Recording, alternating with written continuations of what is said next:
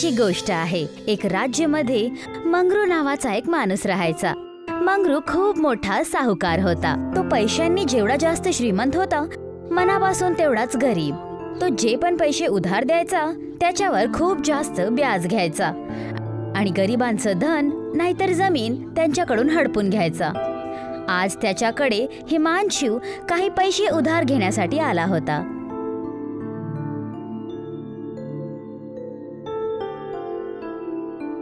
सावकार दादा, काही पैसे उधार पाहिजे होते।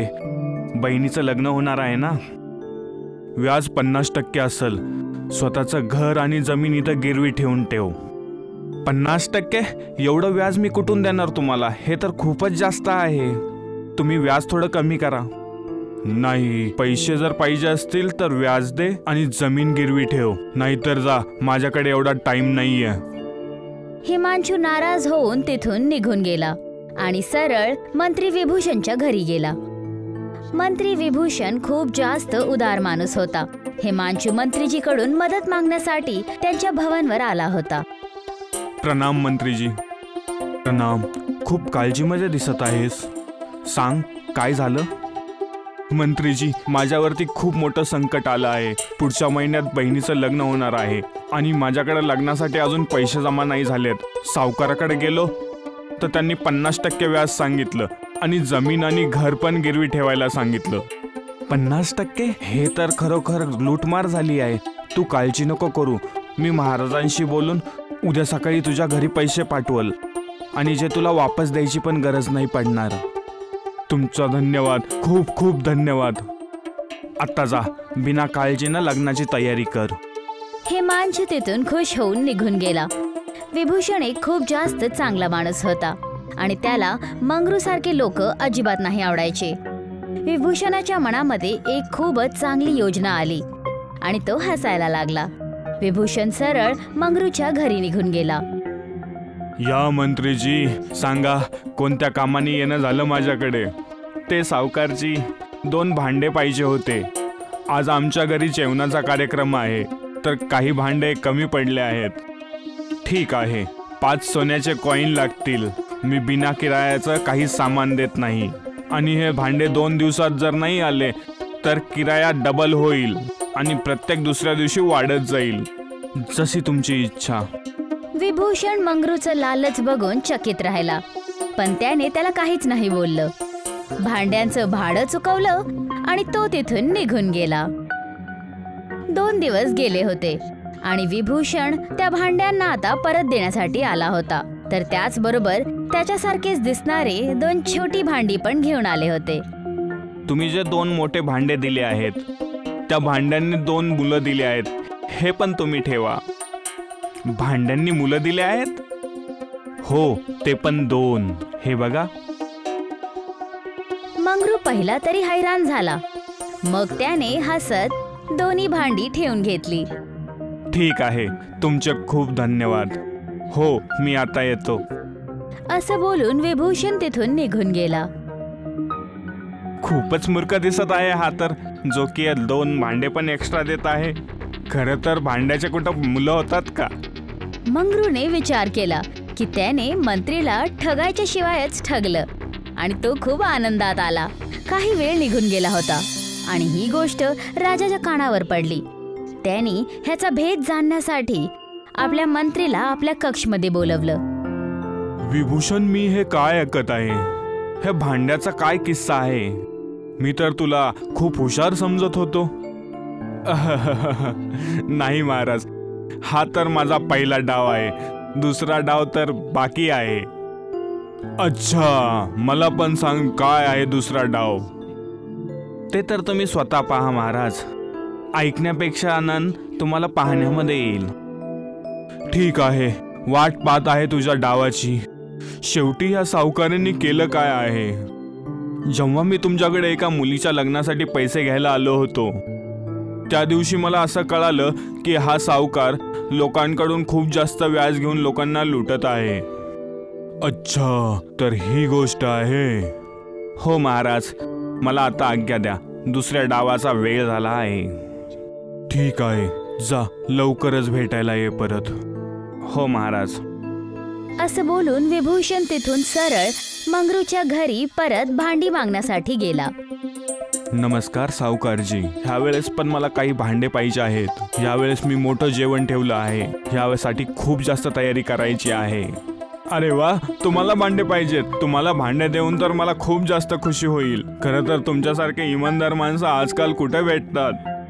तुम्ही तर माझ्या भांड्याचे मुलं पण दिले होते, नाहीतर लोक काम करून स्वतःकडे ठेवले असतं. नाही नाही, काही गोष्ट नाही. इमानदारीतच खरा आनंद आहे. एकदम बरोबर बोललात तुम्ही. मंत्रीजी, तुम्ही हे भांडे घेऊन जा, कारण की ते मुलं देणार आहेत.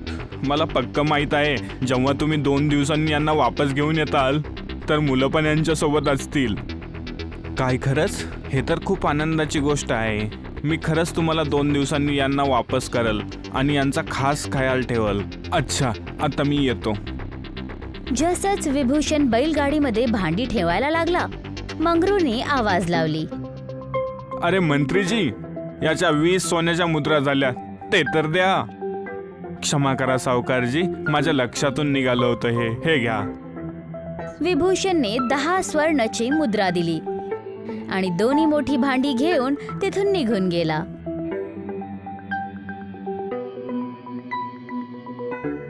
मंगरू स्वतःशी बोलला, हा तर खूपच मूर्ख निघाला. यानं तर माझी गोष्टीवर पण भरोसा ठेवला. जसं की मला तर काय, माझे पैसे आणि नवीन भांडे भेटले बस.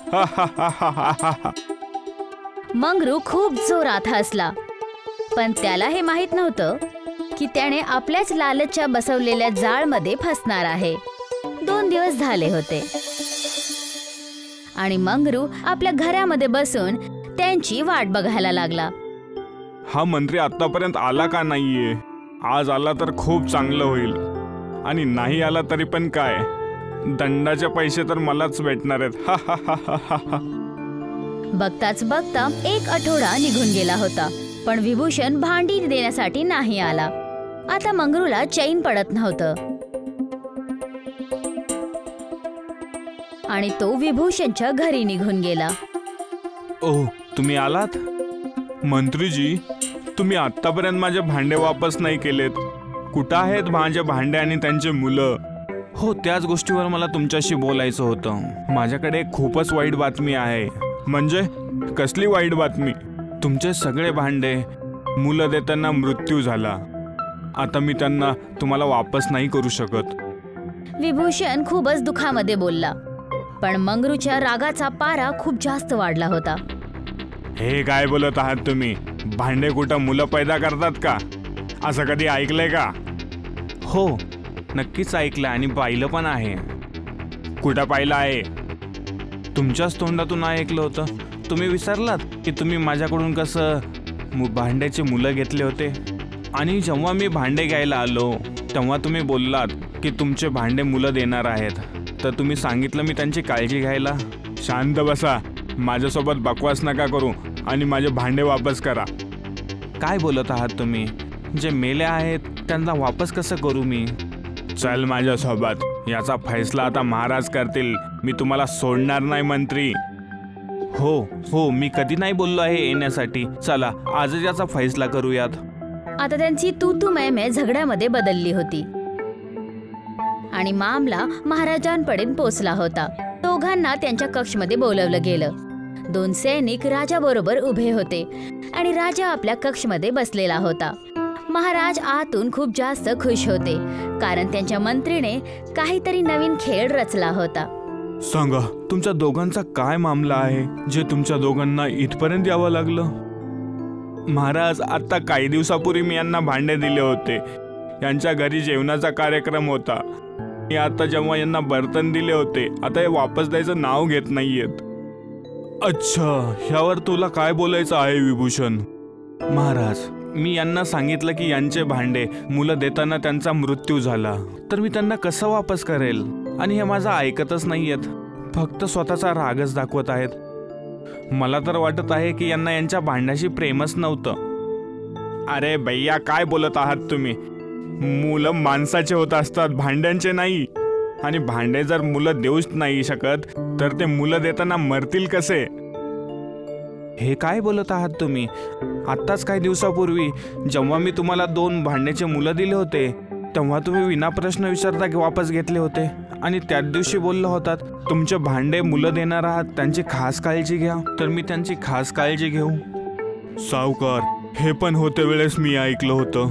जर तुम्ही हे बोलत आहात भांडे मुलं देत असतील तर ते मरतील कसे? तर त्या दिवशी तू मंत्रीकडून ते 2 भांडे कसे काय घेतले?